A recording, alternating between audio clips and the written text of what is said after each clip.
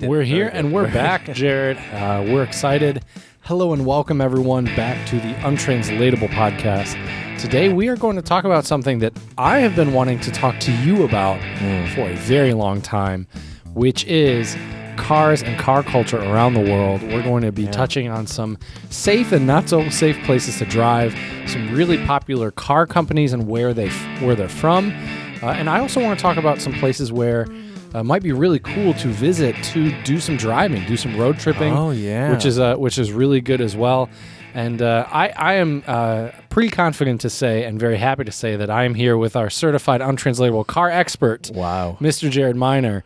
Welcome back, buddy. It's good to see you. And let's get into talking about some cars. It feels good. Wow, that feels good. I mean, we'll talk about cars, but this is the Untranslatable podcast. You know, we like to talk about things other than cars here too. I'm excited to talk about cars. Don't get me wrong. I've been thinking about it for a long time.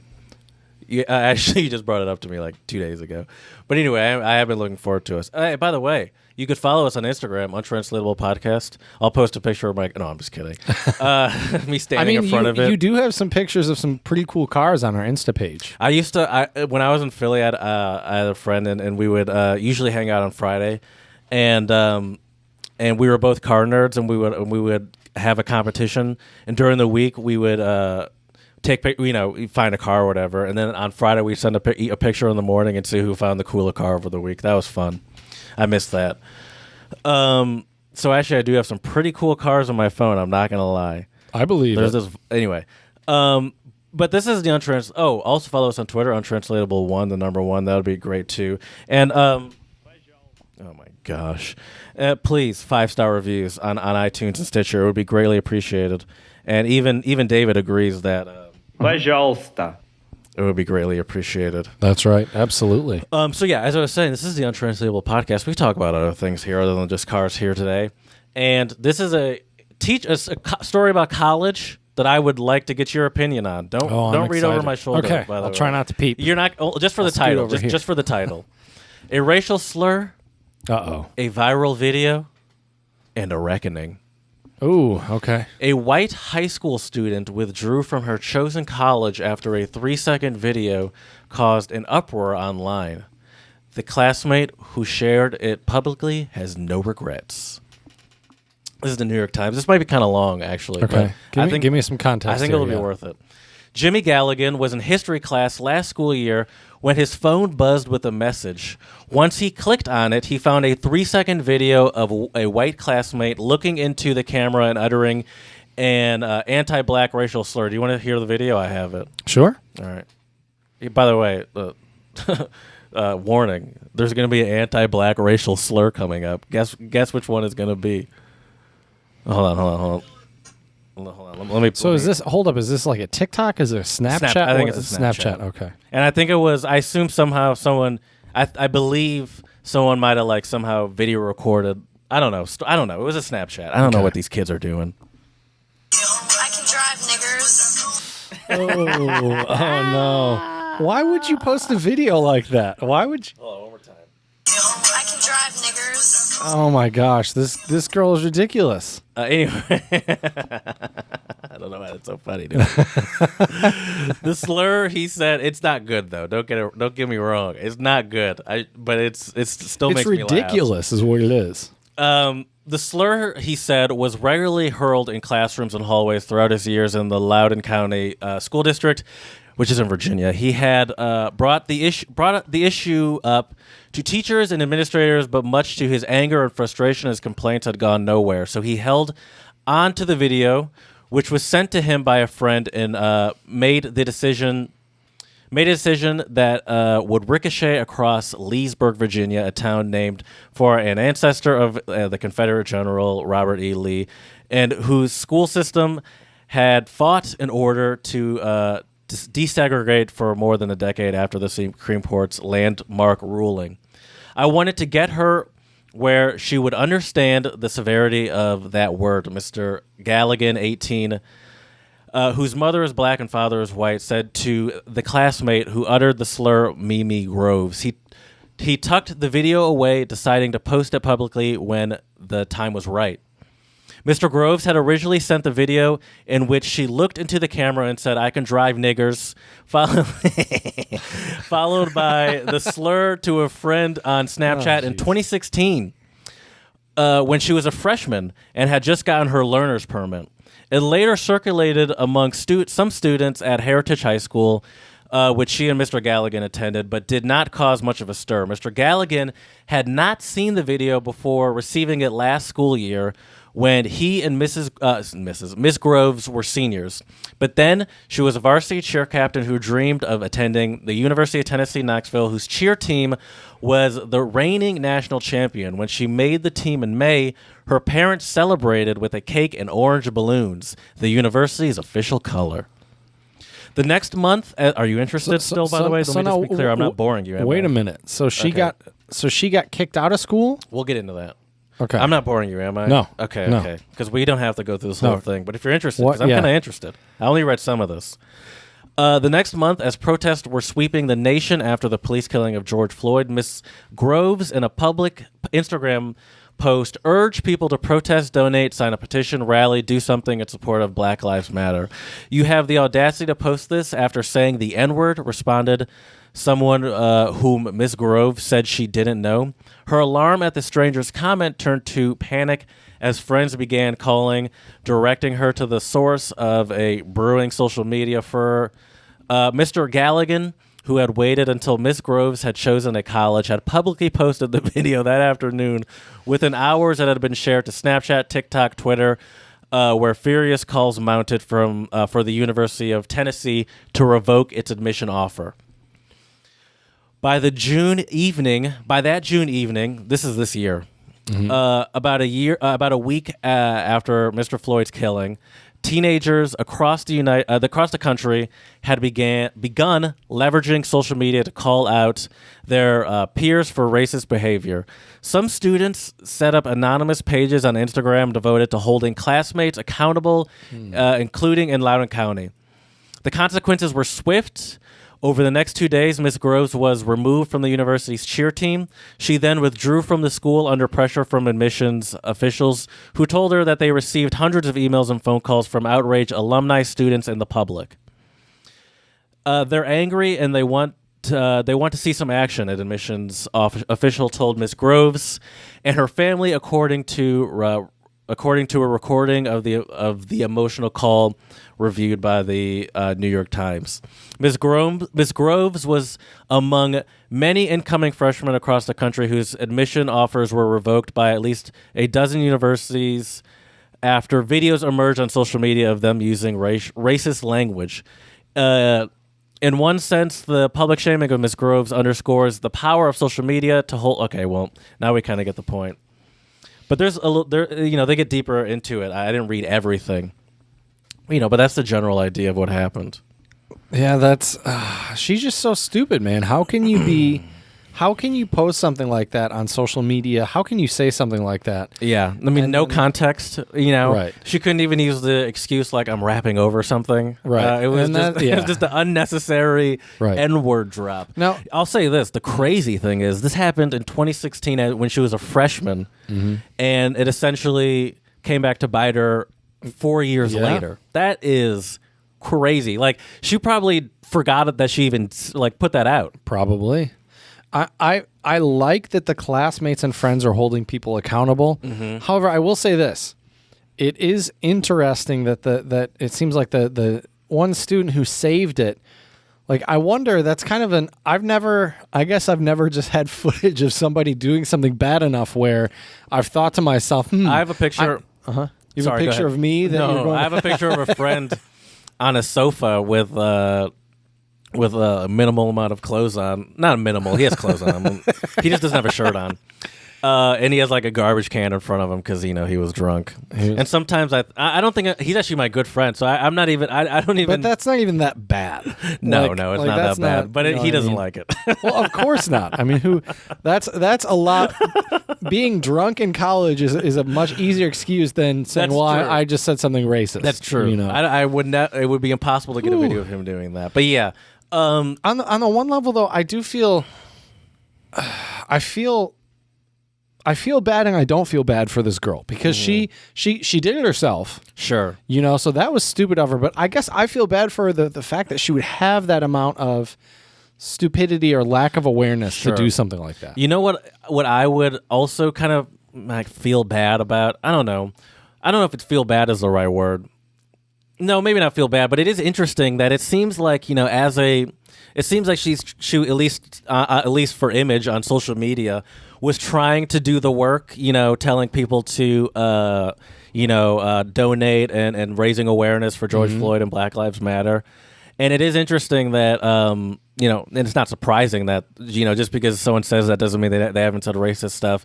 But it's like, when people apologize, a lot of times we do this write the apology. And the main thing is like, well, what are you going to do about it? Right. And it is interesting that it's like, it kind of happened in a weird direction. She kind of like was doing not something about that specifically, but she was like raising awareness, and then the part that usually happens first happened later, where it's like, well, here's you doing the racist stuff.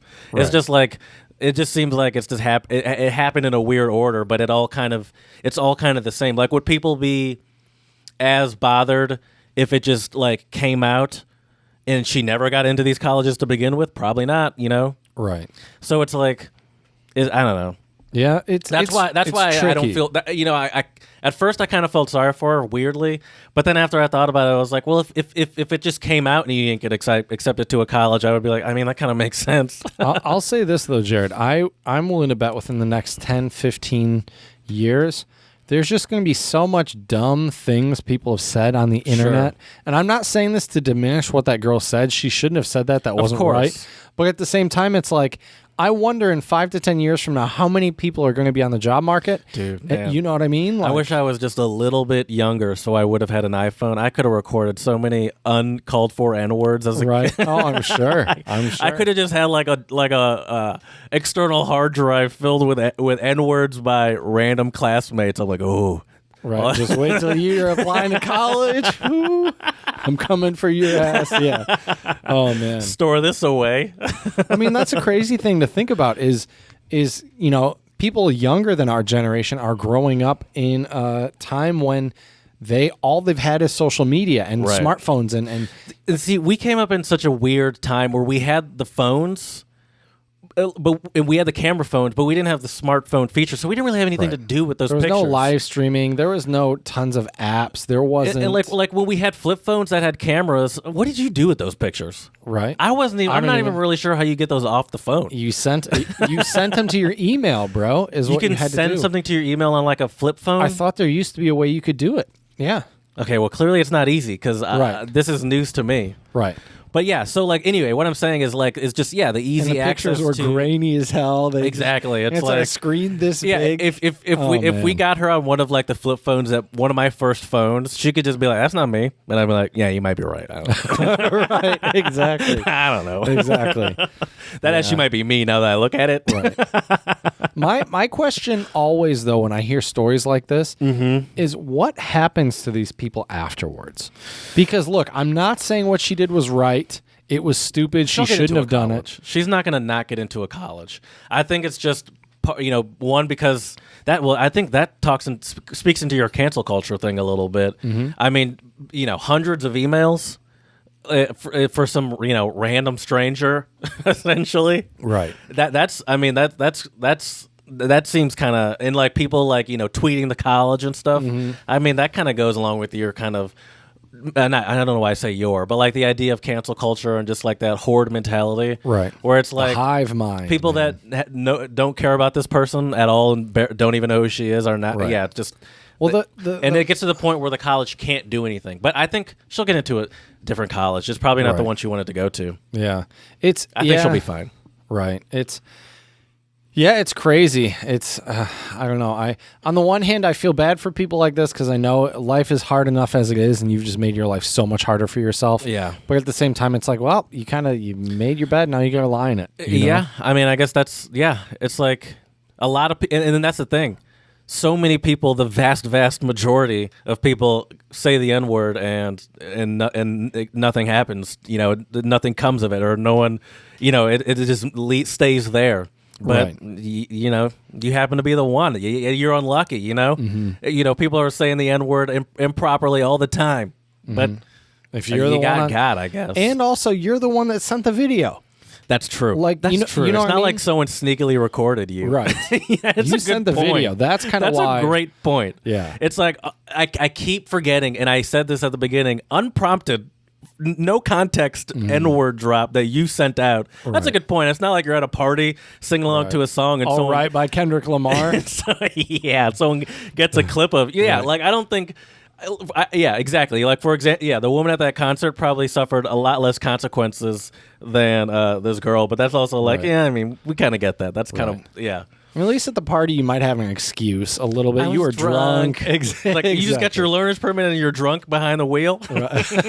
Right. Yeah, that could be problematic for a lot of reasons. But Yeah. oh man, that's just so. Yeah, she did it to herself. Yeah. You know, I mean, I don't know. I sometimes wonder though, Jared. You know, have we said anything on this podcast that on this podcast. you know, in the next 10 years from now, you're like, oh, you know, I know looking back, I'm sure there'll be things I'll that I'll be certainly- like, shouldn't have said that, or I think differently, but I hope we don't have any moments where. There are certainly things where I roll my eyes at. Now, when I Sure. dude, when I edit this podcast, I'm like, that was stupid. That's fair. But That's fair. but I don't think there's anything where I'm like, or I can't imagine there's anything where I'd be like, that was like, I'd have to apologize for, you know. And those Right. are the famous last words. Exactly. It's, oh man, crazy stuff though. Social media, man. But should we spread a little love for a minute? Spread a little love. So I wanted to start off the new year. We're like a week and a half in at this point, I think, and I want to just give a shout out to a couple different countries that are doing some environmentally conscious things, which we have talked about a lot on this podcast, especially during the shout outs. I think it's just a great thing. And my first one goes out to Japan. Japan is tapering their import of logs from tropical trees to near zero. And so what they're doing is, I guess a major plywood maker has been pulling the plug as Malaysia and Papua New Guinea move to protect their forests. Which, I mean, this is just a great, if we can use other renewable, more eco-friendly and sustainable logs, trees, supplies, whatever. Right. I think it's always good to see. Yeah. So, yeah. I don't know about the forest in Asia, but I do know that that's obviously a huge problem in South America too with the Amazon. They're just running through that with and at a high rate. And it's like, this is one of the most majestic forests we have, and you're just treating it like a We're cutting it down like it's nothing. yeah, you're treating it like a just business opportunity. And I think there does need to be some sort of government intervention to protect some of At these least, things. keep these lands protected Granted, for sure. unless you have a leader that cares more about the money, which is probably Can likely happen. in most countries. Can happen. But yeah, so it's just great to see Yeah, that is great though. that they're lowering their tropical log imports, which is great. It's not necessary. If you don't need to do it, don't do it. Now this one is, I guess, environmentally friendly in some ways, but also more intellectually stimulating, I guess. The Indian government has proposed to buy bulk subscriptions. All these pop-ups, That Jared, is look at this. disgusting. All these subscriptions of all scientific journals to provide free access to all people in India, which I think is amazing, because if you do not work, and I can tell you, Jared, as someone who worked for a university for a while, so I had access to all these great resources and materials. Then when I went to the Czech Republic, I didn't have access to any of this stuff. So it's so frustrating when you know where to access it, you know how, but you can't. And I'd imagine, especially I'd imagine that like price wise, that's probably like peanuts compared to government budgets to do something like this. Or like if you look at what they spend other money on, or in any country, or it's like, this is so great that people have access to this, and it was more just, I imagine the act of doing it rather than like the cost being like some sort of big hurdle. I can't imagine. Right. Well, yeah, and even if the cost is, countries, as you said, I mean, countries can definitely afford it. I think it's worth putting it in the budget. Whenever you can invest in education and invest in your people, Right. I think the return on investment can be so good for your society, your country, your state, your city, your town, your village, whatever. Yeah, I mean, I think that's been proven and disproven here, or excuse me, proven here in the U.S. Right. That But yeah, so this is called the One Nation, One Subscription Policy for Scientific Journals is a radical move that could prove, a game changer for the scientific community and individual researchers. That's the other thing you think about. So imagine you have a child growing up in a kind of poorer area in India, anywhere in India, in Detroit, where have you, and maybe they're really curious and they might be bright kids, but they don't have the resources to some of the things they need. And imagine, I just imagine like a really smart teenager looking through some scientific journals on how to build something, create something, solve something, and with this one nation, one subscription policy, it'll give so many kids access to so much great information that can be so helpful and so useful. So I think this is really, really great. So shout out to India. I think this is amazing. Absolutely fantastic. And my last shout out goes out to Nigeria. As you can see from the headline here, Jared, this is from CNN. Nigerian kids are creating epic sci-fi short films using their phones.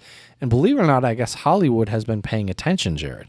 So what happened here is, so this started, I guess, don't know if it started, but two young girls find themselves running for cover as spaceships fire laser guns into their field. To survive, both girls, dressed in all black except for a pop of pink boots, are ultimately forced to engage in combat with a Darth Vader lookalike using their pink and blue lightsabers, sword-like weapons from the Star Wars film franchise. Anyway, so that's so it's called Another Star Wars Story. It's a short film. How short is it? Can we watch some of it? Let's see. It's 2 minutes and 57 seconds. I would say so, Jared. Let's. You want me to unmute it? Sure. Yeah, we can have it in the background. All right. Let's give this a quick watch. Another Star Wars Story, a short film. So here we go. We're not gonna watch the whole thing. No. Can you turn up the brightness a little bit? Shit's dark as hell. That's how you turn up the brightness? By twisting your screen? There we go. Thank you. So these two girls are running through a field. They're taking some cover right now. Yeah. Oh, yep. And these. Wow. This is pretty good. And they have like the TIE fighters coming in overhead.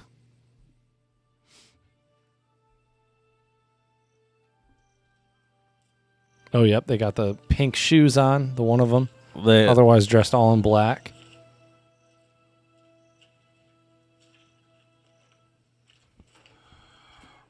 Oh, here comes the Darth Vader-esque dude. Oh, cool. So one of the girls said, I want my lightsaber to be pink, and her older sister, I think that is, or mom or something, said it can only be blue or green. Right. Seems like she got pink. This is pretty sweet. And the crazy thing about this, Jared, is they filmed it on iPhones. I'd believe it. Yeah. I mean, you can do a HD, or I mean, with the new iPhone, you can do 4K video with iPhones. That's hilarious. Pretty good acting. Her acting is solid. She got hit. Oh, using the Force. Darth Vader's using the Force. The production quality on this is legit. It's actually pretty good. I mean, there's legitimate special effects happening. There's great cuts and angles. Oh, whoa! It just disappeared. Oh my gosh, this is great. This is great. This is fantastic. Damn near watch the whole thing. Yeah, this is fantastic. I love this. They make a bunch of them. Well, it says creating epic short films. So let's see click if there on are more. Click on the YouTube. Click go up. Click on that. Just on that. Yeah. And it'll take you to the actual YouTube page. And now, there we go. And now Critics Company. Is that them? Let's see. Critics Company. I think it is. Might be. Short films. I'm gonna watch some of these. Check them out on YouTube. The Critics Critics Company. With 89,000 subscribers. They have another channel, The Critics. Yeah. How interesting. Yeah, this is awesome. So check them out though. They are from Nigeria, is my understanding. That's what it the says in Critics the article, Company. isn't it? Yeah. Mhm. Yep. So check them out. Shout out to them though. This is awesome. Exactly. This is awesome. Creating these movies with their phones. This is just awesome. And you get to see the landscape there, which is great. and the landscape is gorgeous and surprisingly very fitting for a lot of Star Wars scenes. Yeah, absolutely. And as I said, the production quality is high. Like the camera angles are good and the cuts are great. The editing's good and there's special effects in there. That was cool. Right. Yeah. So apparently the critics are getting some attention from Hollywood as well. So shout out to the critics. This is great. Cool stuff. So check it out. Well, Jared, I think Time for it. I think you know what time it is. It's time to stay positive and do some untranslatables. Untranslatables are idioms, proverbs, axioms, sayings, phrases that don't translate on a one-to-one basis in English, and we are your certified, tried and true, untranslatable professors, experts, decoders, whatever you want to call us. And I'll get us started today, Jared, with an Italian untranslatable. Hai voluto la bicicletta e adesso pedala. I think that's how you say that. Something about a bicycle and pedals. You wanted the bike, now you've got to ride it. Okay. This one should be a pretty clear it's one, like you made your bed, now you have to sleep in it. Yep, You exactly. have to reap what you've sown. Or this one is kind of also like an "I told you so," but yes, Yeah. definitely. I could definitely. That sounds like a very stereotypical thing for like an Italian person to say in like a movie or something. Right. You got your bicycle, now you have to ride it.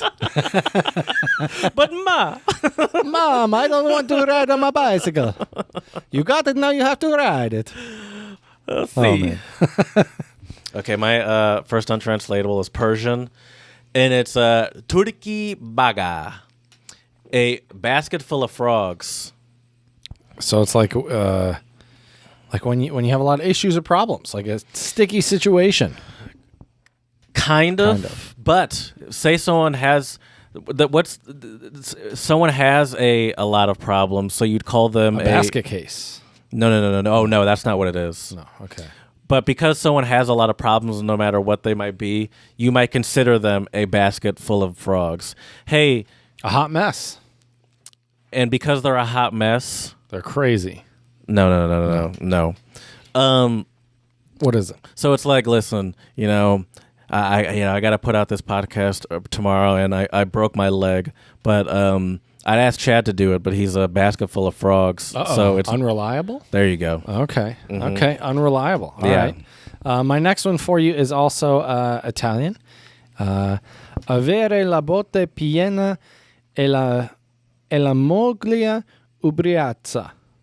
To have the wine cask full and the wife drunk. Oh, I've heard this one before. It's to have your cake and eat it too. Yeah, very good. It's like you can't both have. Because we've talked about this, how it seems kind of predatory. Mm-hmm. Yeah, a little bit. I earned that. Yeah, you My did. next one is Hebrew. Pa'am shliz shit. I swear to God, that's what it is. Slishit, actually. Glida. Pa'am shlishit glida. Third time ice cream. Is this like sloppy seconds? No. Third time ice It does cream. have to do with encounters with people, though. So it's when you like run into someone unexpectedly? Yes. Very good. Okay. And so it goes essentially like if you run into someone unexpectedly like a lot in a short amount of time. Mm-hmm. So maybe you're like, I don't know, at a library and you keep running into someone and it's like, now we got to get an ice cream. Okay. That's how it goes right there. I see. Interesting. All right. My next one for you is Arabic. And it is min oyoni. I'm sure I said that wrong. From my eyes. Oh, it's like someone you're madly in love with. The apple of someone's eye. I wouldn't say it's that far. Oh, like you're from my eyes. Like does that have anything to do with someone's kids? No. It would be like a way to respond to somebody. Oh, like I promise? No, it would be like if I If I said, "Hey, Jared, could you set up the computer for me for the podcast?" Oh, it's just real like quick?" bet. No, Oh, no, it's my pleasure. oh, I pleasure. see. I see. From my okay. Oh, okay. I gotcha. I gotcha. Yep. I have one more for you. Let's finish on this one. This actually came to me. Remember, we were downstairs, and I told you, "Hold on, don't mind me. I'm just writing something down." I was like, "Oh, how did I not think of car-related untranslatables?" So one just came to my head, and this is actually. Well, I'll tell you what it is first. No replacement for displacement. Do you know what that means? That's a popular car untranslatable. No replacement It's for actually displacement? Yes, it's an English untranslatable. English as in the English language. Yeah, yeah. But it is most popularly associated with America. No, what was it again? No. No replacement for displacement. Chad. Is the I don't even know where I begin with that one. Do you know what displacement means? That's probably the smartest place to. When something isn't in the right spot, when it's the wrong size. No, displacement. You know what like a water displacement is? Okay. Well, first of all, water displacement really isn't. Displacement is like the size of something. So when you're displacing water, it's like, oh, how big something is. But that has nothing to do with doesn't do with cars. I just random example. Anyway, displacement is like the size of something. So displacement is specifically used to talk about the size of an engine. Oh, okay. So there's no replacement for the size of an engine. So you got to have a big engine. That's what it means. You need that power. Yes. Power. Yes. And it's essentially the Americans saying to like the Europeans and the Japanese that the best way to to solve any lack of speed is not like fancy technology, but through just pure bigger engines. Power. Yes. Car power. Raw size and power. Well, let's start today, Jared, with talking about the U.S. because I think when we talk about car culture, I think in most Americans' minds, Sure, we think about ourselves. well, yes, and I think the U.S. is just such a huge. Obviously, we're biased being both living in Michigan and everything, but at the same time, I cannot imagine really living and functioning in the U.S. without a vehicle. Like there are so many other countries in the world where I don't think I would ever even dream of having a car. Sure. Whereas here, it's like I cannot imagine living here without one. In the vast majority of places, sure. I Right. mean, New York, Chicago, San Francisco. There's some places where it could be pretty annoying to have a car. Sure. But I would say the majority of places in the U.S., Sure. people have a car. They either need a car. It's a part of our identity as well. Some of it has to do with that freedom, that independence to, I'm going to hop in my car and do a road trip to Florida if I feel like it. Yes. You know, there is some level to that. And I think another aspect of car culture in the U.S. is American muscle cars. I mean, when you think of like powerful, loud cars, I tend to think of American cars. I don't think of, I'm sure, and I don't know nearly as much about cars as you do. There are loud cars from other countries. Oh, I know yes. that. I know. No, there I'm are. saying I know what But- you mean, but yeah. Right. But it's really interesting. I think that's just the driving thing is just the nature of our like people. The car culture tends to come from a practical place. Like it comes from what your country is conducive to, which is why the muscle car is so big here. The muscle car originally, in like from the 60s and 70s, was the idea of this giant, powerful vehicle. Not giant. This, relatively speaking, in comparison to like a European or Japanese car of the time, this pretty large vehicle Right. that doesn't get good gas mileage. There's no replacement for displacement. So, the faster it is literally just means the bigger engine it is, not some sort of fancy fuel injection or a turbo. It's just a bigger engine.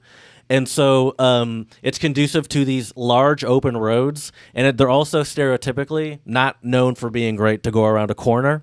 But that's not what American car culture was really ever built on. It was more built on the open road. Right. That's sort of our, I think, main attraction to car culture here in the U.S. So that's where you get like the idea of the muscle car. Well, now in modern days, most muscle cars, they're pretty good cars. But like originally, it's considered just like let something to go on Route 66 with our hand out the window.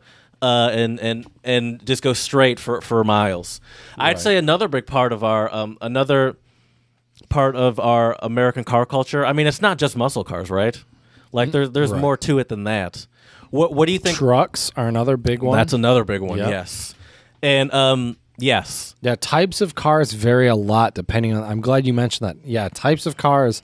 I mean, one of the things that I still remember, my first impression when I landed in Ulaanbaatar in Mongolia, was just how many Toyotas there were, and a lot of the Toyotas actually had the steering wheel on the right hand side. what do you mean a lot? Not all of them. Not all of them. So in Ulaanbaatar, They drive on both sides. No. In Ulaanbaatar, they drive on the right side of the road, same side as Excuse we do. me. The steering wheel's on both sides. You can get them depending, yeah. On the There's car you no, get. Yeah, there's no law over there, so you can That get seems them. like a bad idea. So yeah, it's interesting. I mean, you see, I got into some taxis where some never of them know the what you're driver gonna was, get. right, exactly. Wow. So it was kind of interesting. So yeah, I have the not type heard of car. that. Yeah, Oh, maybe actually I have heard of that actually in a Top Gear episode. But yeah. So the U.S. trucks are a big one. I think Yes. SUVs obviously as well. and another part of that, there's the whole cultural open road kind of thing and no replacement for displacement. But there's also the gas. Gas is relatively cheap here. Yep. Like in Europe, I believe generally like gas in comparison would like to how we do it would be like $6 or $7 a gallon or It'd something be expensive. crazy. It'd be expensive. And so like the yeah. idea of having a V8 pickup truck that you use to tow a camper once a year seems ridiculous. And actually the idea of like using a camper and stuff is not uncommon in Europe, but they do it with like station wagons and stuff, and Right. like normal size. They don't like. I think campers are a little bit smaller and tighter Sure, in probably. Europe too. Probably. It's all about the size. Yeah, probably. So yeah, I'd say trucks and just SUVs in general are now huge. Like we live in a truck and SUV. Would you ever society, for drive sure. a truck or an SUV? I have no Excuse me. I have no reason to have a pickup truck. Pickup trucks are of no interest to me. I want something that is Fast power. Well, yeah, sure, I guess, but not really. Primarily, I want something that like handles well, something that like you can throw around turns quickly, and some of those things are fast, but they don't have to be, Right. And pickup trucks, it's like, what am I going to do with it? What am I going to do with it? Am I gonna? Is it gonna make it convenient? The one time a year I go to Home Depot and buy something that doesn't fit in my hatchback. Is it like? I don't want to. What am I going to do with it? Am I going to tow am I going to get a jet ski? Am I going to get a boat? No. I thought so. I don't. There's no excuse for like. Well, the only excuse I could think of would be if you're like a very big person, like if you're like 6'5" plus, 300 plus pounds, and it's like, all right, I kind of get it then. But and that makes you want to get like a big SUV or something. But I don't generally get it. But but that's another thing about America, capitalism and consumerism, is convincing yourself that you need things that you don't need for like the fraction of a time that you're going to potentially use that max We're feature. very good at that here. Yeah, Whether it's for a sure. sports car or like a big pickup truck. I mean, you could just say the same thing about a 911, where it's like 99% of the people that buy any sort of fast sports car have no idea how to unleash the most potential out of it, and if they tried, would probably kill themselves. Right. Sure. And so it's like, well, why do you need that when you could get a Miata, which you could actually realistically get all the potential driving ability out of it. You could take it to 100%. Theoretically, which would still take practice, Sure. But it's like, yeah, Sure. but it's not as cool as this, or it's not as fast as this for when I want to just, be in traffic and slam on the gas. I wonder, are there any other countries that you can think of just off the top of your head where they really use trucks a lot, like pickup trucks? Yeah. The Middle East. Oh, okay. A lot of Middle Eastern countries are. They also have the benefit of cheap gas. And more open roads, probably. More open too, right? roads, but then they also have like a lot of rough terrain as well. So it's kind of suits just the culture. So if you want to if you want to do something fun, that's very accessible. Mm-hmm. And once again, gas is cheap. That's always a Right. big one too. Sure. But yeah, trucks are big and also in some like if you go to like really rough areas of the world. Rough meaning rough because you might get killed. Right. For example, Toyota trucks are the number one. Are they really? Okay. The Toyota trucks are the number one terrorist vehicle out there. Why? Because they are durable as shit. Okay. They are so. There was an episode of Top Gear, which is have you heard of Top Gear? Of course. Very famous car show. One of the most famous. One of the most popular shows in the world. I don't even think I need to say car show. I think just shows in the world. It's super popular, yeah. And they had a Toyota Hilux, which is like your general Toyota, like Tacoma-ish truck from like the early 90s, mid 90s, something like that. Standard Toyota pickup truck. And the joke was that it's indestructible, and they were going to try to destruct it. It's like a Nokia of cars or trucks. Yes, literally. Yeah. They couldn't break it. Really? They hit it with a wrecking ball. They got in it, drove away. It didn't smash the front end? They did it from the side. Okay. They left it in the sea overnight. Wow. And they had to do some tinkering, but the rule was you could only use like basic tools to get it going. You couldn't like replace stuff. Or, sure. They got it going. They put it at they lit it on fire. the interior, they just lit it on fire, and they let it go burn. They didn't stop it; they just let it burn. And once it went out, it never really affected the engine. Wow! They put it at the top of I think like a 10+ story skyscraper that was being built, and then dropped it, like demolished, not built. And it was at the top, just sitting on the roof of a building that got demolished by, explosions. It didn't blow up. It just explodes each level and drops. And with some work, they turn it back on, and it started. Wow. So is this a Tacoma? What is this? They call it's a Tacoma in the U.S., but they call it a Hilux around the world. Okay. And so that's why it's the number one terrorist vehicle, because it's indestructible. That's why it's also super popular in like not even for terrorist reasons, but for like just any area where it's super remote in like a lot of Middle Eastern or African countries, just because these roads are terrible in a lot of these places that are so remote. You don't want to be driving a sports car or a sport. It's not even an option. And so like the like 4-wheel drive is required, and it's the cheapest, most reliable and Toyota is probably the most popular car company in a lot of countries outside of the U.S. I mean, it's also one of the most popular in the U.S. as well. I mean, behind Ford. Oh, by the way, do you know the top-selling vehicle in the United States of America? What is it? It's a Toyota Camry. Toyota Prius. Wrong. No, what is it? The Ford F-150. Oh, I should have known. It's been the top-selling vehicle in the United States. I don't have the exact number in front of me. But why is that? Is it just really reliable and it's affordable? What is it? Because it's American? Because Americans love trucks. Yep. And it's also a marketing thing. I mean, Ford's clearly done the best job at marketing theirs, I assume. I just want to see how long it's been and because it's also used popularly for like fleet purposes and commercial purposes. Sure, it's also super popular as a all the farmers out there probably. Well, an F-150, they might have a bigger one than an F-150 maybe. But yeah, probably. But still, the F-150 is still a super common as like just any sort of city, like cities buy them on work trucks. Exactly, for sure. Exactly. Yeah, that's true. So I think that has a lot to do with it. But the people love them too. Can I ask you another car question? Is the Toyota Prius one of the most sold or most used cars around the world? Because I feel like I've seen it in many different countries as a taxi cab. It must be one of the top selling hybrids in the world. I would imagine. Oh my gosh, what? The F-150 has been the top selling vehicle. Oh no! Excuse me, that was wrong. That was wrong. But it's been the top selling vehicle in the U.S. for decades. Anyway, it's been around since 1948. That's why I got distracted. I was like, it's been the top selling since 1948. No, that's when it came out. But anyway, what was your question? Excuse me. Toyota Prius.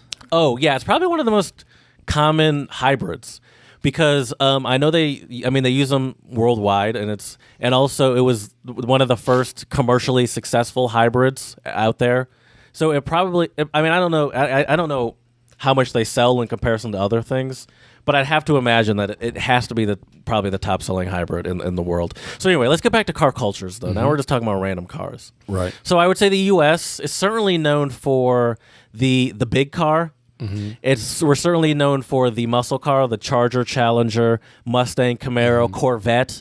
These are sort of these are as popular. Only I would say less popular than like the pickup trucks, that Ram F-150, Silverado. Those are the real, I think, most popular cars in America, followed by like the Mustang and stuff. Okay.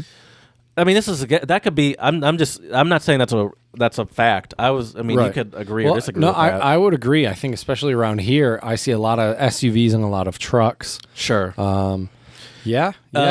What do you? So, all right, let's think about a different country for now. Well, what I find interesting and what kind of drew me to this topic was I had always thought, my perception was, I figured hands down U.S., we drive the most cars per capita, which is actually not true.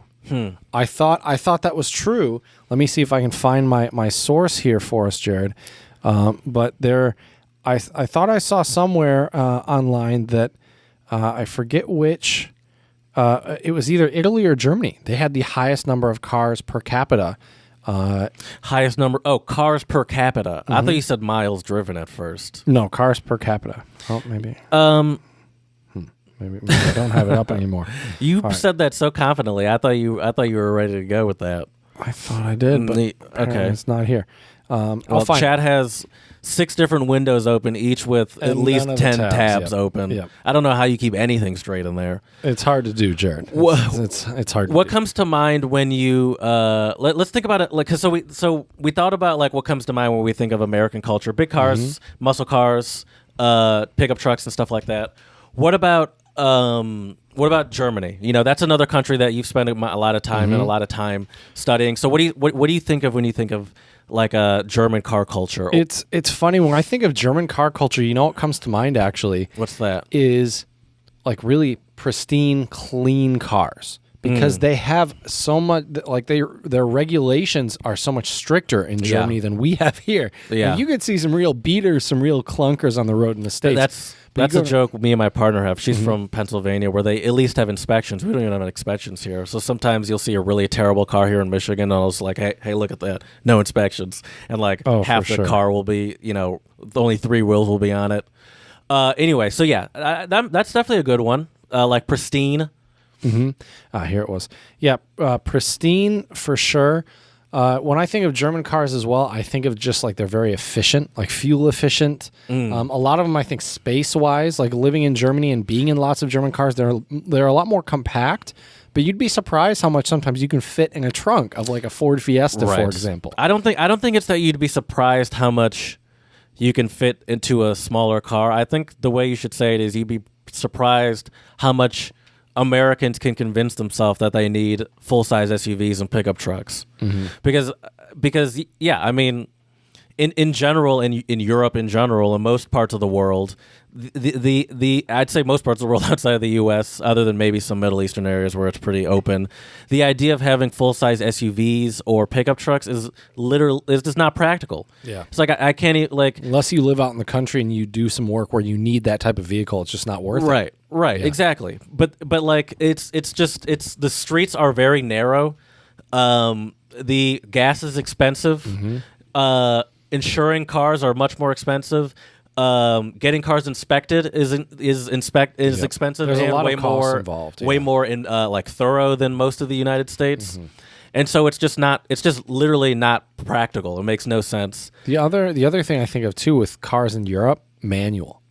Most of the cars you see people drive are manual. I think that's changing just because automatics are getting so good. But I'd still say that's certainly still the case where manuals are still more common in Germany, or in Europe in general. But the thing is, especially with Germany, it's a little conflicting because the manuals are common, but then there's also the thing about like the German precision, and there is like the Doppelkupplung Getriebe. I don't know. I'm trying to think of how you say dual clutch transmission in German, but anyway, it's more efficient than the manual, and it shifts at 0.3 seconds faster. Like there is this also, like, as you say, like efficiency, but also there it comes down to like cheapness and stuff like that. Usually when it comes to like that, trying to eke out the time is like, this is why the 911 comes standard with the, or like, they do like, because you can get 0.2 seconds faster 0 to 60 with the dual clutch than the manual, and so there is definitely something with like the just like the technology kind of passing manual at this point. But it's probably still common. And another thing that's still common in Europe that we have foregone in the United States almost completely as far as passenger vehicles, because of Volkswagen, because of what they did to us and how they lied to us. Do you know what I'm talking about? That was the fuel emissions thing, right? Yeah, Dieselgate. So essentially, because of that, like that really, like Volkswagen doesn't really, well, not at all do they? They don't sell diesels at all in the U.S. anymore. I think they still do nationally though, because diesel is still popular in other markets, and it is because the efficiency is key because gas is so expensive. Right. Makes sense. Yeah. I will say this though, when I think of countries in Europe that are the echelon of cars, Germany is the one that comes to mind. The other one, obviously, that comes to mind, and you have to mention, is Italy. Sure. Well, that's what I was about to say. I'm shocked you didn't say anything about speed when we talk about Germany. But see, I'm not the Formula One guy like you are. But has nothing to do with it. I guess when I think of German cars, I guess speed. Germany is one of the few countries in the world to have unrestricted Autobahn. That's true. That's one. I didn't even think about that. You're right. You're totally right. Yeah, and so I'd say speed is definitely a big part of German cars too. And obviously they have normal cars. They have the Golf, which is gigantic, and just your generic car.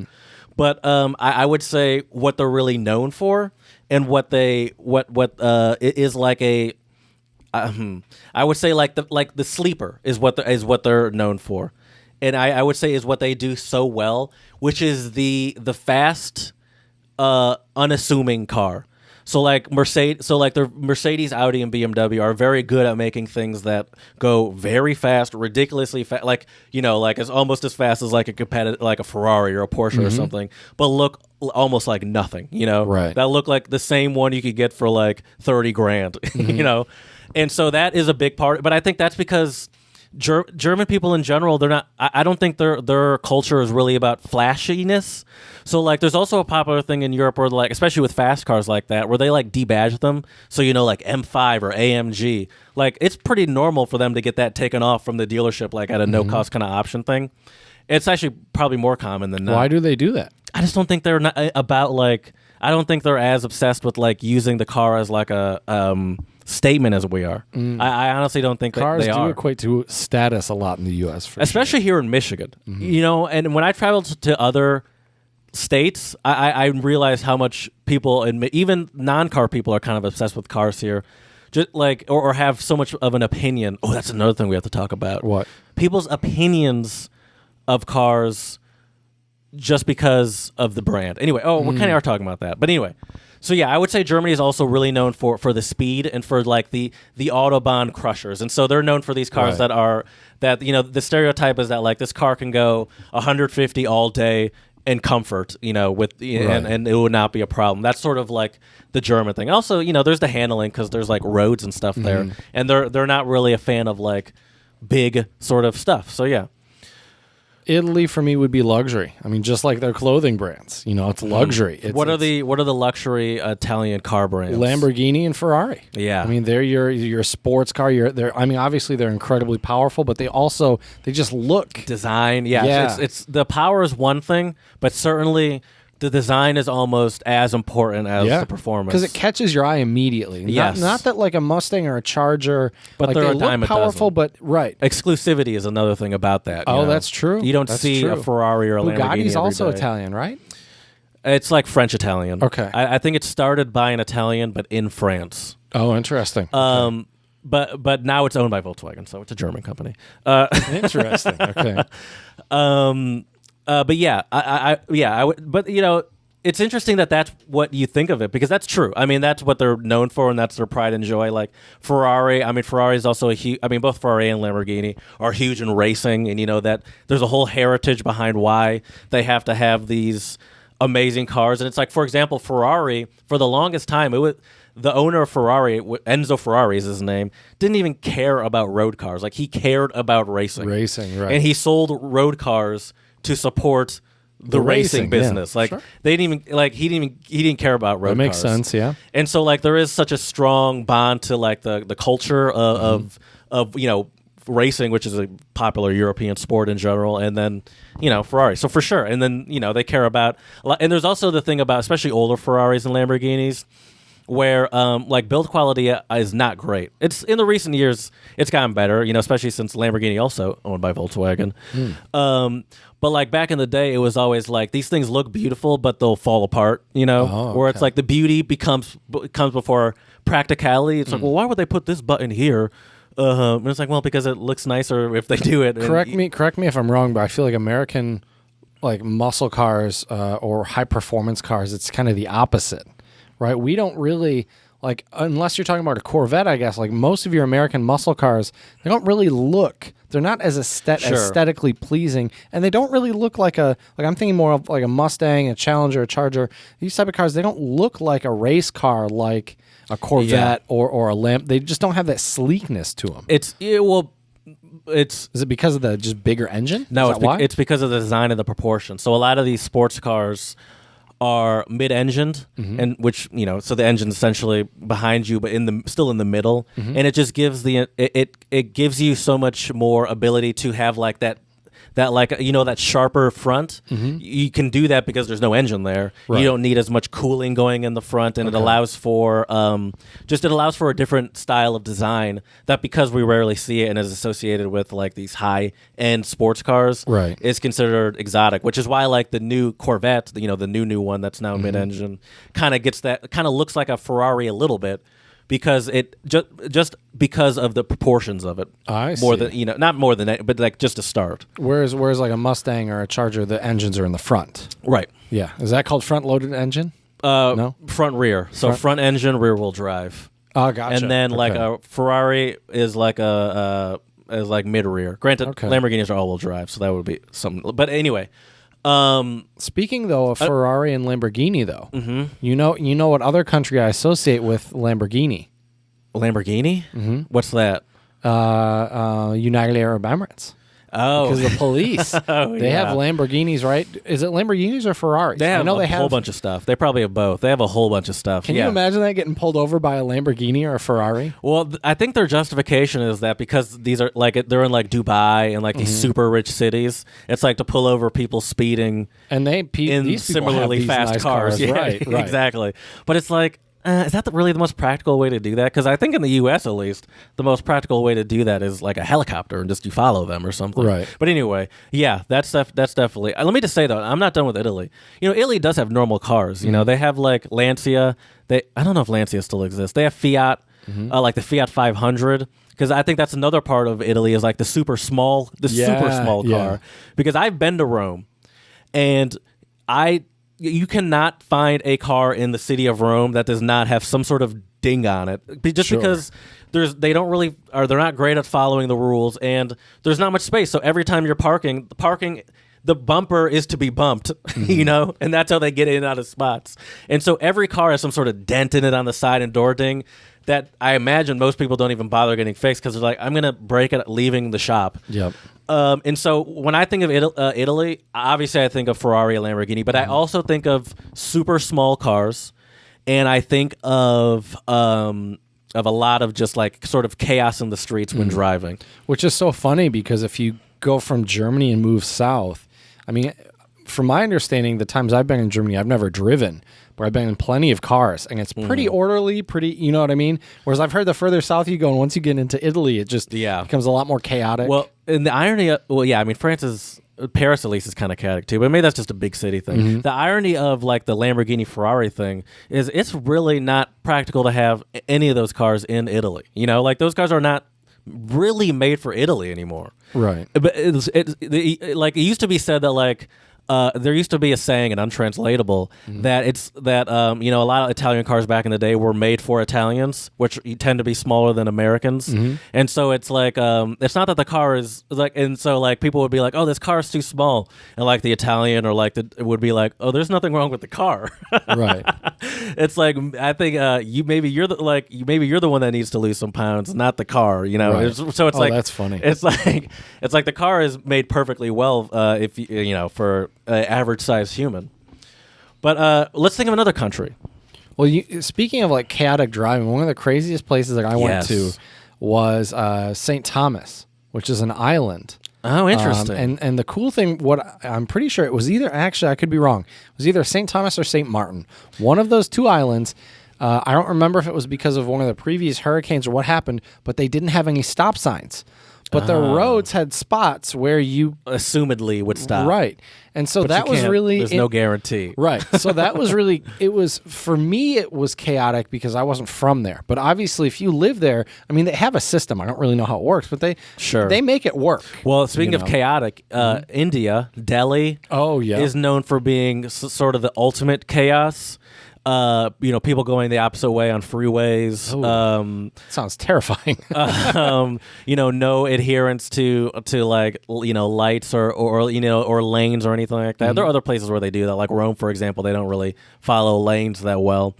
But like the people that get it say it works. It's probably still way more dangerous than here. But people get it and it works to them. Right. Another chaotic place. I imagine. I'm surprised you said. St. Thomas or St. Martin's, because you were just earlier talking about how you're in Mongolia, where they drive on that was super chaotic. both sides of the car, Yep. or the steering wheel can be on either side. Yep. That seems very confusing. Well, and Ulaanbaatar was one of those places where And you said the traffic was crazy too. traffic didn't is you? crazy. You have to be super aggressive. There's no one's going to let you in. You find your way in. I mean, there were a few times when I was in a cab where we were inches away from getting in a car accident. Another place that's really chaotic from what I've read and from what we've seen from dash cam footage is Russia. You know why they why they have so many dash cam videos out of Russia specifically? Well, didn't it stem originally from like corruption and stuff, or am I wrong? With that? Well, I think it's stemmed from like insurance corruption and like Insurance fraud. insurance fraud, and then also like Yes, my like friend hit and Vladimir. runs, hit and runs. He hit my car. He hit my $40,000 Mercedes, and now I need a new Mercedes. Yeah, and so there is just an endless supply of dash cam videos from Russia. And apparently it's because like people like there's a lot of hit and runs and insurance fraud there. But now these days you can see them in a lot of places. Let's talk about. I feel like dash cams are just a smart idea. What's the car culture like in China? From what It's you really remember, interesting. because I don't really know much about it. I feel like I could be wrong about this, but I feel like a lot of your average person over there does not own a car. Yes, I could be wrong I do know about that, but yeah, the I would ownership say- rates are a lot lower. And than the in interesting US. thing about cars over there is they have a lot of Chinese brands that I've never heard of. Yeah, but they me look neither, dude. They look so similar to like Volkswagen and Ford and different car companies. So that was really Top Gear did an fascinating. episode about that where they went to China and they were showing off a bunch of different cars that look exactly like German or American cars, whether it be like BMW X5 or something like that, or a Right. Volkswagen Jetta.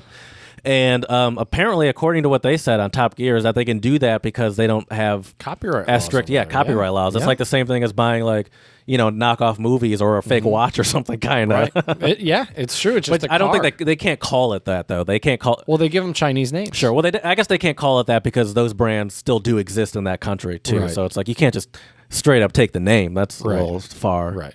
Yeah, but we- so go- that was interesting. The other thing too is, I mean, the majority of cars that I saw on the road were taxis. Was there? Okay, yeah, correct. Because ownership is not. So there's not. I imagine if that's the case, there's not a lot of chaos in this. Unless you're in like no, it's crazy driving in China. even in is like crazy. Jinan. Oh yeah, Okay. yeah. I mean, once again, it's you. People I don't let remember you in. You seeing- got to be aggressive. I remember seeing videos from Zach P.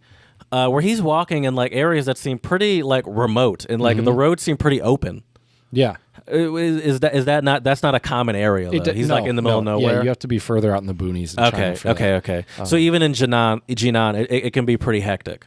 Oh yeah, and it's crazy, and just see the infrastructure they have with all the different highways and everything. It's really crazy to see. Yeah. I can only imagine like the rate that they're building those that infrastructure up. Right, but I just don't think car ownership over there is looked at the same. One, you don't need it like we need it. Number two is I just don't think there's this. Most Americans I know, like when you turn 16, it's kind of a rite of passage to get your driver's license. Sure. And a lot of people either buy a car, their family, if their family's better off, they might buy them a car or gift them a car or whatever. Whereas like in China, you don't. I don't hear about my students who are 18 being like, "Oh my God, I'm turning 18. I have to take my driver's test. I have to get a car." Whereas here, it's very, very different.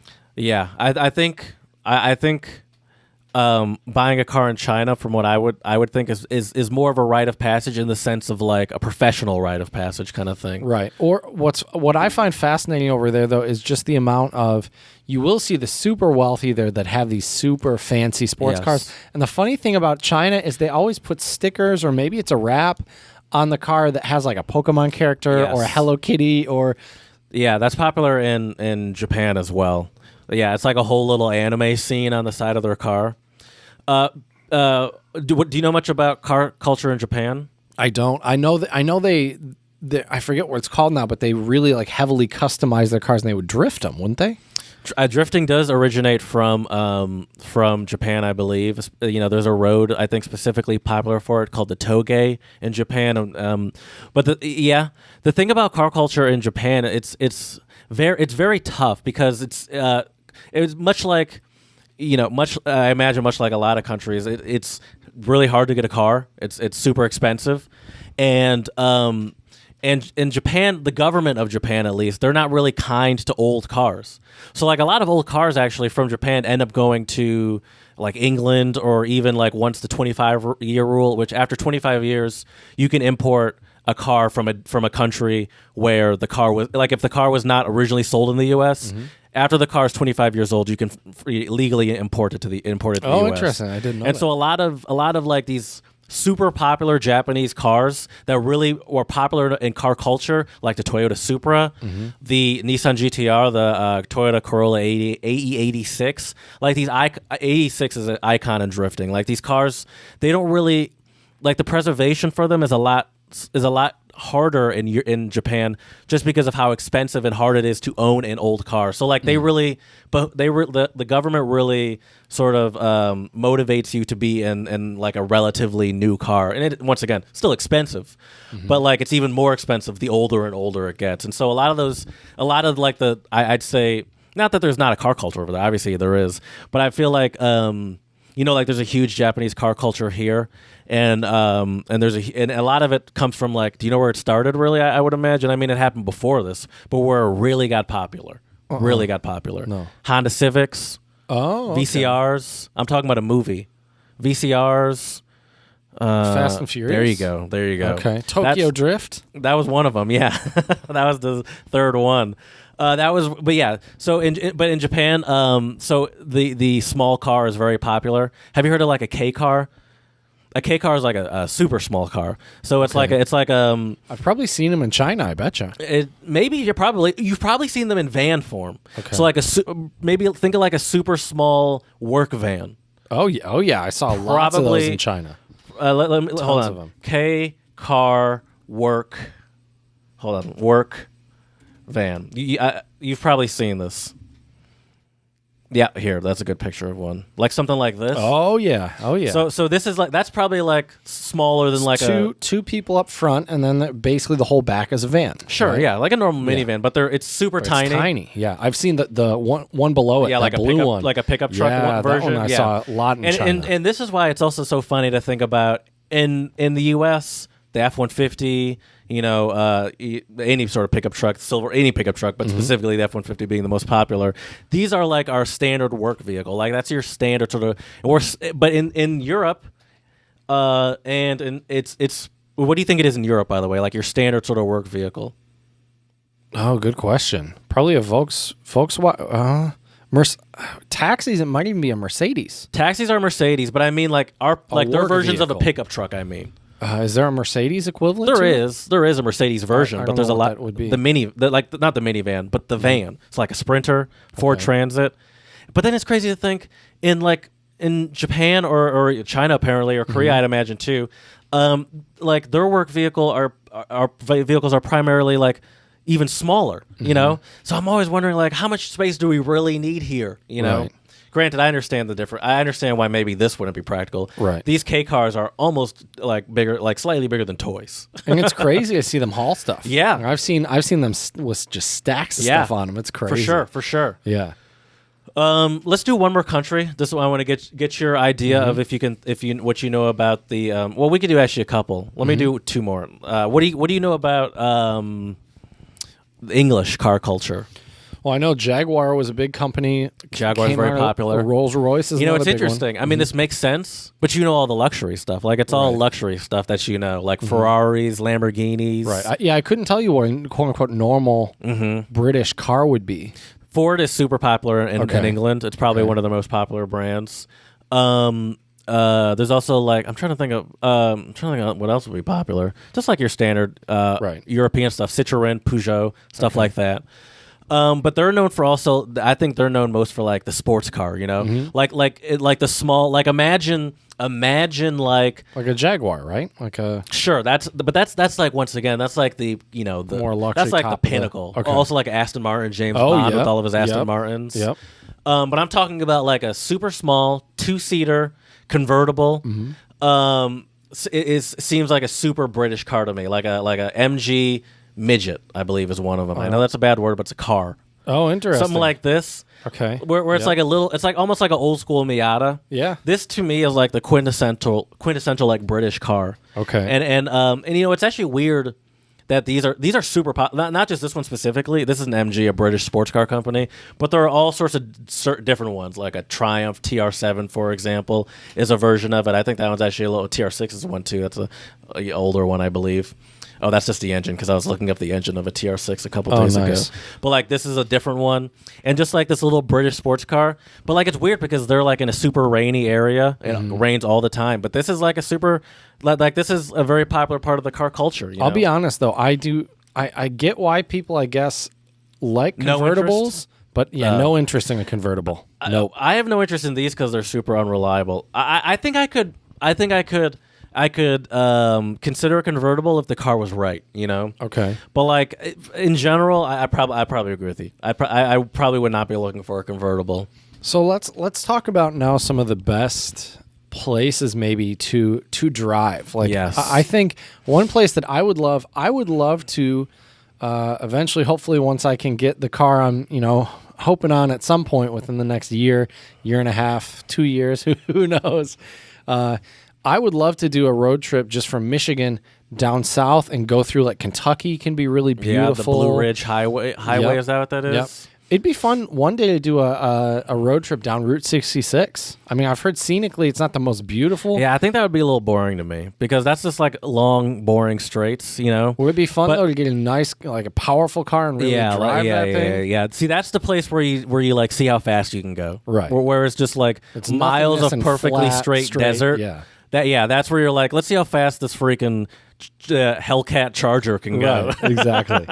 For sure. Exactly. But California in general has to be probably one of the best driving places in the maybe the world, because there's like a lot of mountain roads, a lot of roads that. But in California also is probably one of the top car cultures in the U.S. I'd say Michigan's probably pretty close because we have the big three here: Ford, Chrysler, and GM, and it's just so ingrained into almost everyone's family in this Metro Detroit-y area. But I'd say California, LA, San Francisco, Bay Area, they're big car cultures too, and they also have they might have we might have the companies.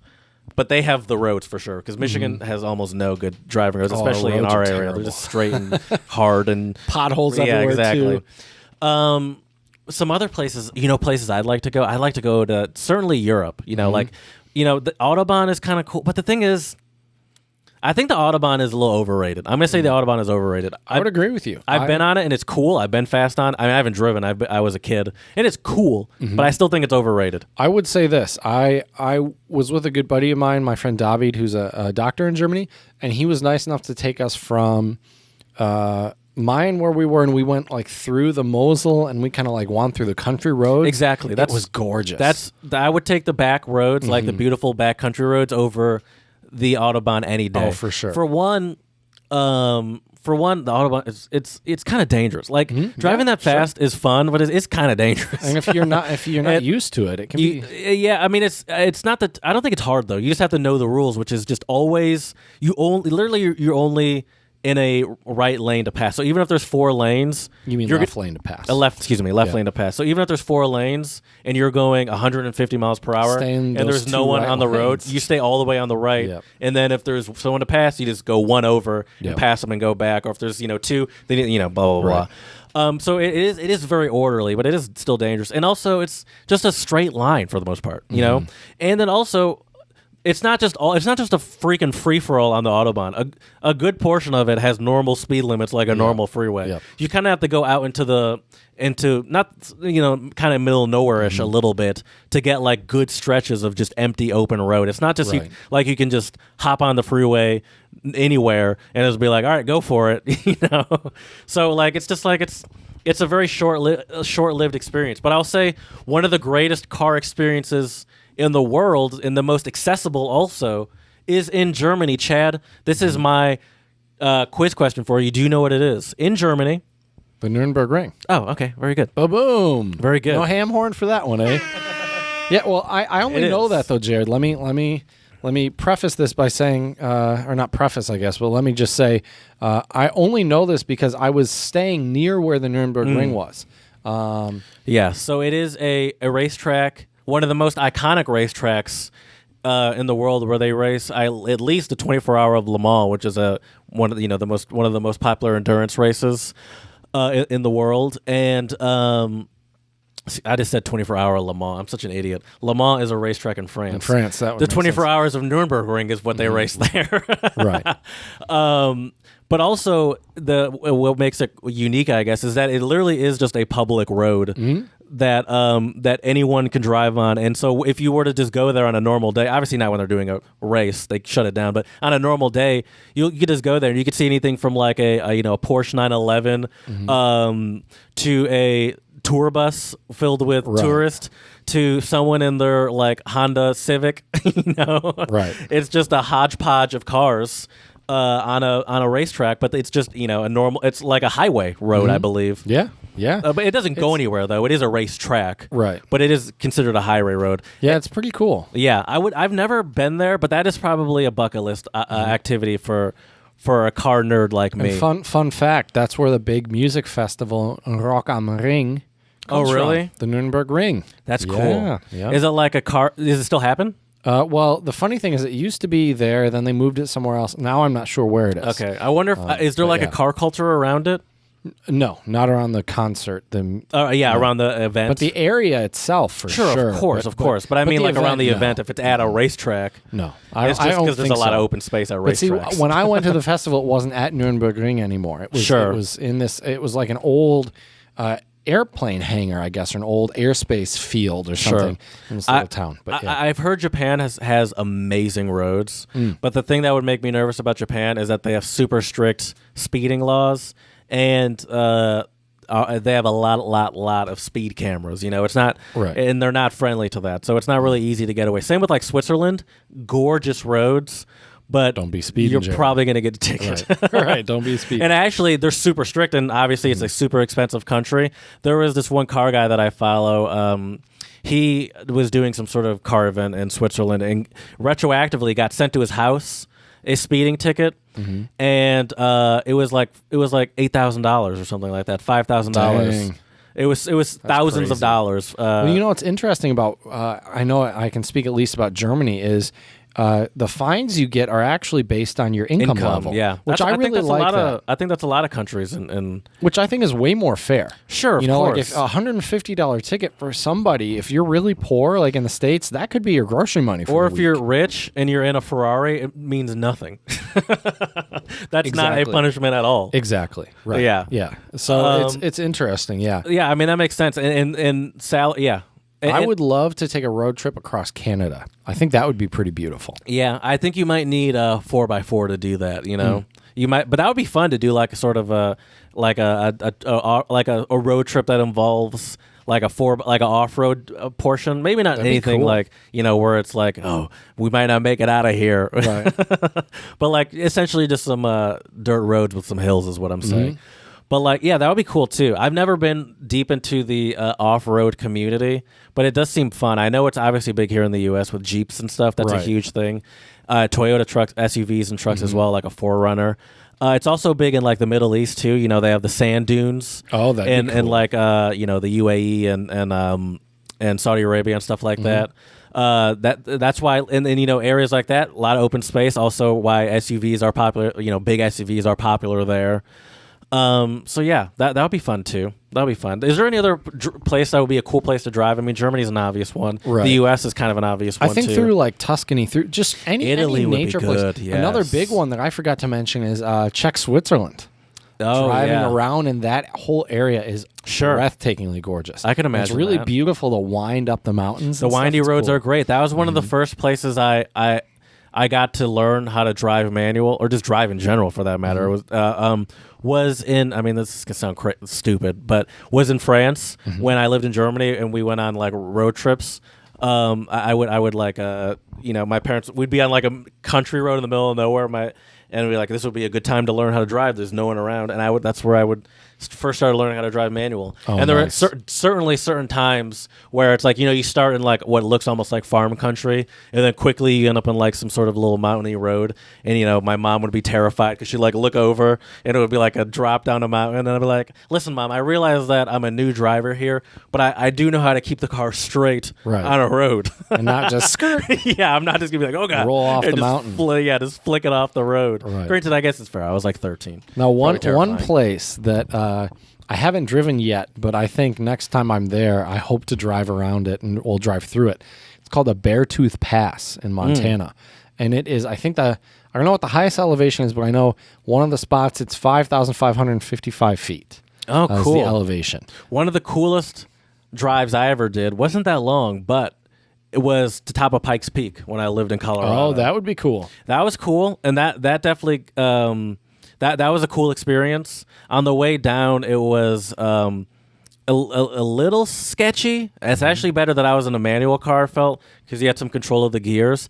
Because you know, it's a straight down not straight down, but you're going down for miles and miles, and it's a strain on your brakes for if you just like ride the brakes the whole time. So there's actually one or two brake checks along the spot where they like smell it, see how hot it is, and you know, they'll tell you to pull over for a bit if you need to. So that part was actually, it wasn't stressful, but Could it you just definitely, roll it down in neutral, basically?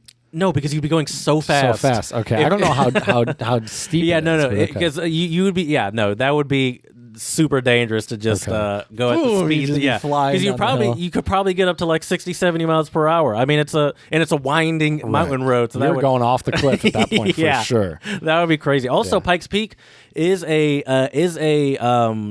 a car community staple because that's where they do the Pikes Peak Hill Climb, which is a super. Have you heard of that? It's a super popular race that I think they did a month or so ago. This year, but they do it every year, and it's a race up Pikes Peak. But it's not like a race where everyone's driving at the same. It's like a timed Right. time Makes attack, sense. I guess they Yeah. call it. And but you know, they drive like, you know, 800 horsepower race car Porsches Right. up this at full speed. Right. And it is a crazy thing to watch. And actually, back in the day, it used to be partially gravel. Ooh. Which was So actually you're safer. Oh, really? People said it was safer because you couldn't go as fast. Oh, and that so makes you were sense. naturally, and so, you know, the control under gravel is pretty controllable if you know how to drive a good car, like if you know how to drive a car like a Right. race car driver. But the thing about now that it being all pavement is you can go way faster. Sure. And so the mistakes that could happen More could be grave. more catastrophic. Yeah, sure. And so I've seen some like drives up it. It is a wild thing to watch. It is real wild because it's like this person's going full blast. But it's cool, and it's cool that it's like I don't know. The cool thing about racing is it is like a culture. It's certainly a cultural thing, especially there's it's sort of what powers some of these cities. Like it's what powers kind of like the culture, the tourism around it is sort of what powers Colorado Springs. And there's also another one like it in Ireland. Is it the Isle of Man TT, which is a race, and it's in these winding, you know, backcountry Right. Irish roads. I think it's Ireland, and they're on motorcycles, Well, bro. I'd be They're one to- and there are people on the side of the road on these British, you know, those British like 2-lane back roads. Yep. They just stand on the side of the road watching motorcycles Wow, go by. that's crazy. At like 200 Ungodly miles per speeds. hour. Yeah, that's crazy. And it is just a wild thing to watch. Where it's Well- like this shouldn't even be legal. Another big spot too would be Daytona Beach, right? I mean, Daytona Beach. What happened? Daytona 500. Oh, but that's on a racetrack. It's not. It's a NASCAR event. Sure, but it's on a racetrack. I see what you're saying. The things Gotcha. like Pikes Peak is just a public road that they turn That into a turn racetrack. into- Same with the gotcha. Isle. This is Right. like here's a picture from the Isle of Man TT. Oh, that's crazy. It's just a normal British. Look at this fucking people just standing there. That's wild. That's crazy. Oh my Let god. me ask you a cultural question, Jared. Why do you think, and you might not have the answer to this, but why do you think that Formula One is so popular, but it never really caught on in the like we have NASCAR, but we don't have our own form of Formula One, like nothing Sure. similar with like the winding track and stuff, right? We have IndyCar. Okay. I'd say racing in America probably started with NASCAR. Mm-hmm. And NASCAR. Do you know where NASCAR came from? How it started? No idea. No. It started from it started as like it started as illegal moonshining. So so the whole point initially was that you know how like in NASCAR they use obviously they have all the advertisement on it, but it's like a Ford it's like a Ford Fusion. Mm-hmm. It's like or now they probably use a Mustang, but it's like a normal theoretically or even like a Toyota Camry, for example. Right. They have it's like a And then they normal soup 'em car. up. Yeah, but there's no relation to these cars. They just Right. have like the shell around it Mm-hmm. that looks like that car, and it's because it was based off of. Originally, NASCAR started with people that were moonshiners, and they were, taking booze back and forth, Mm-hmm. and Dukes of Hazzard style, outrunning the police Right, so with you- their souped-up moonshine mobiles, and eventually. They had these souped-up cars, and they just started racing each other Right. with their souped-up moonshine cars Right. as like a side hobby, essentially. And so that's where NASCAR started from these people souping up their moonshine cars, and America. which is so funny too.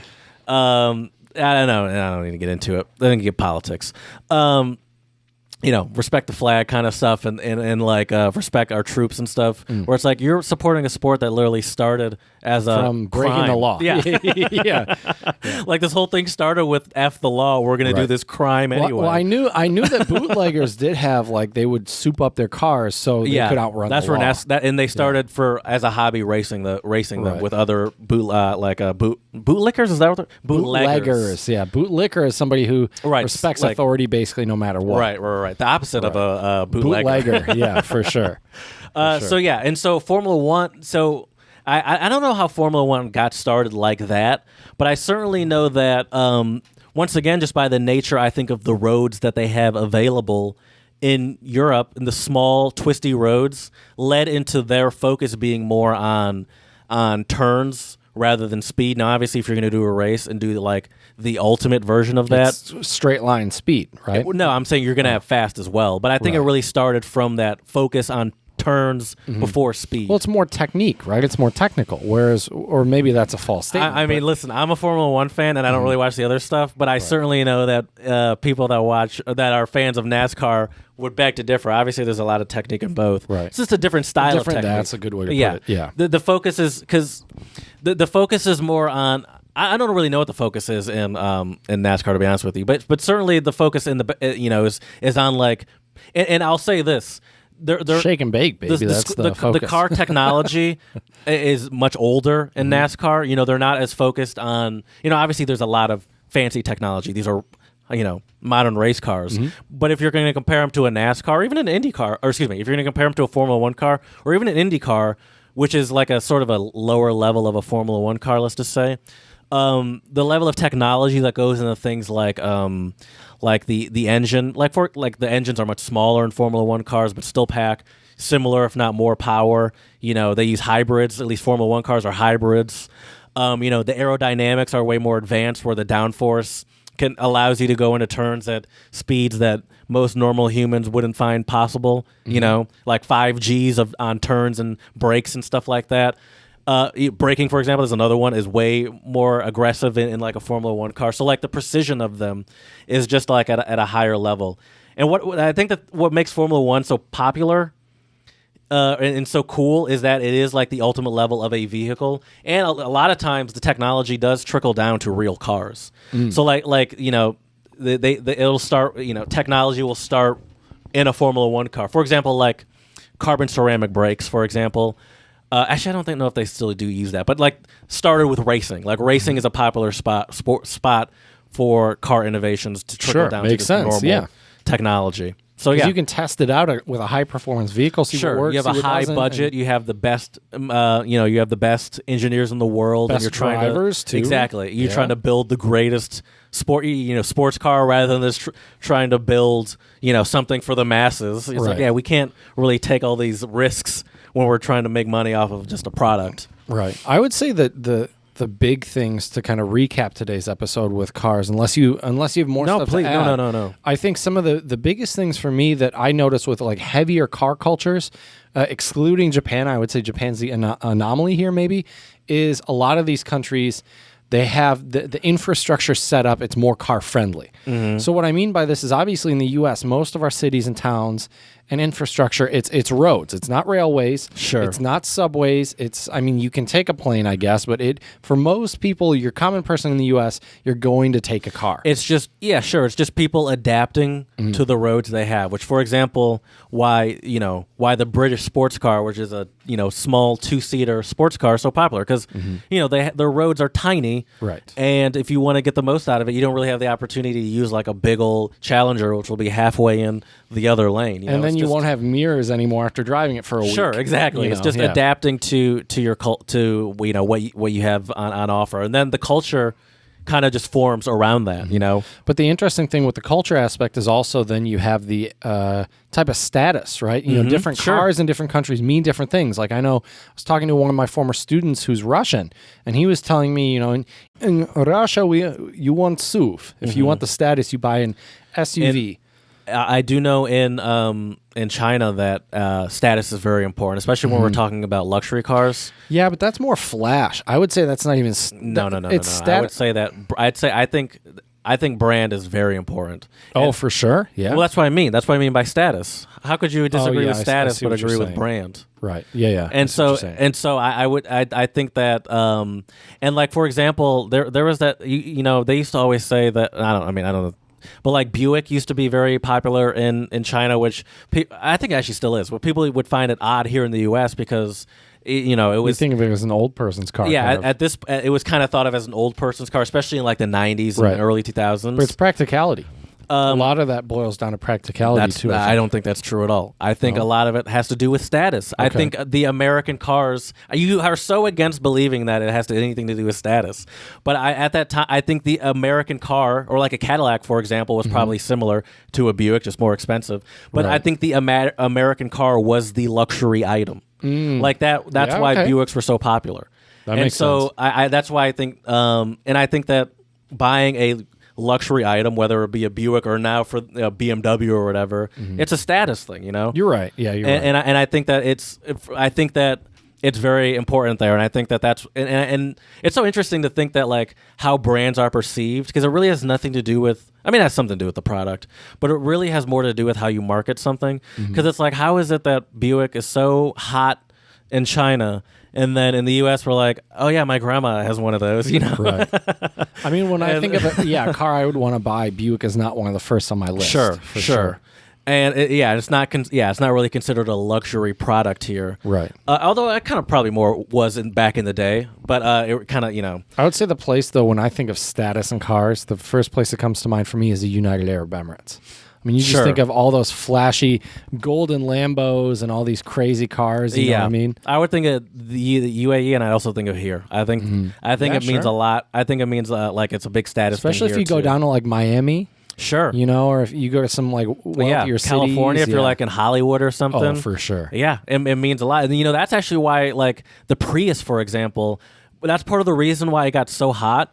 And that's actually I think why Tesla is so great for those people is because the Prius became so hot because it was a statement, especially in like LA, that like, ooh, I don't care about brand, I care about the environment. Right. And Priuses became super popular even among rich people because it was that statement. Environmentally but friendly now that you have statement, the Tesla, you're able to make that statement and still have a luxury, nice car. Have a nice whip. And so you're not. It's not as embarrassing to pull up in like an $80,000 car or $90,000 car because it's like, well, I got it because it's electric. There aren't really that many great options out there. Right. It's like what a and so it's definitely still once again a status thing, but it's like this status of like, look how good I am to the environment. Right. Right. So let me ask you this to end our episode today, Jared. As an American, if you have to pick a muscle car, a pickup truck, or a SUV, as my Russian students say, an SUV, sports utility vehicle. I'm going to throw in a curveball for you. Okay.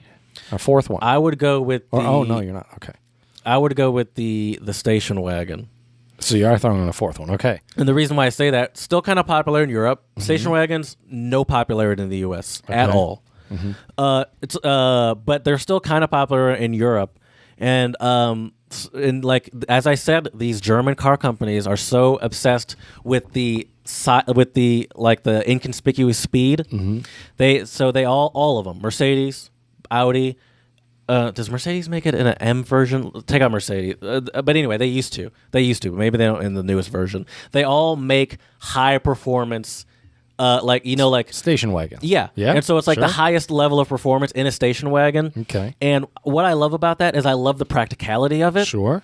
And I love the obviously the power and the sports cariness of it. And I just like the idea of, and I like that it looks like let me just, for example, I'm just going to pull up one for you. Everyone pull up a Mercedes E63 S wagon.